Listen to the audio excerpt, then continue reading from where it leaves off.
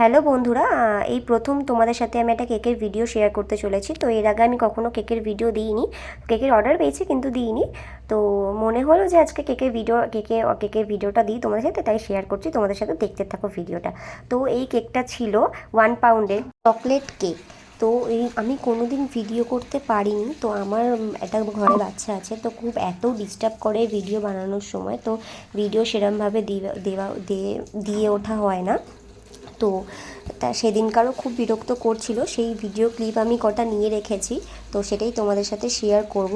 তো দেখো, আমি এদিকে চকলেট গানাশটা উপর থেকে দিয়ে দিয়েছি। তো এই মানে কি বলবো, এখানকার কেকের দামই খুবই কম, খুবই লো। তো যেটা এখানে আমি সাধারণত নিই 1 পাউন্ড কেক 350 টাকা। তো যে অর্ডার করেছিল সে আমাকে বলেছিল 350 টাকা অনেকটা হয়ে যাচ্ছে। তো সে আমার একটু বান্ধবীর মতন বলে তার কাছ থেকে আমি 300 টাকা নিই। তো দেখো, এদিকে আমি লিভ নজল দিয়ে কটা লিভ করে নিলাম। আমার মেয়ের একটা ভিডিও ক্লিপ শেয়ার করছি, দেখো তোমরা। দেখি, টাকা মাদি টাকা। সেটা কি করেছিস? কি খাচ্ছিস তুই? আপি আপি না, এটা কি? আবার এটা কি খাচ্ছিস বল? দুধ আমাকে দিয়ে যা একটু। ওই, আমাকে দিয়ে যা একটু, দে। ভিখারি কোথাকার।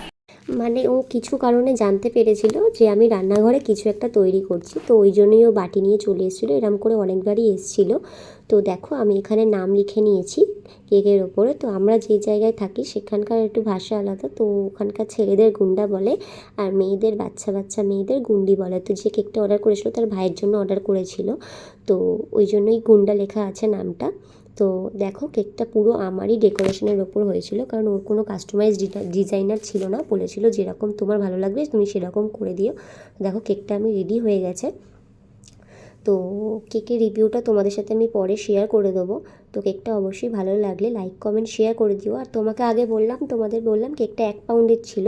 তো ডেকোরেশন করে নেওয়ার পরে দেখলাম যে 928 গ্রাম হয়ে গেছে। তো যেহেতু 1 পাউন্ডের কেক, তো 1 পাউন্ডেরই দাম নিয়েছি, আর পুরো দামটা নিইনি, শুধু 1 পাউন্ডের দামটা নিয়েছি।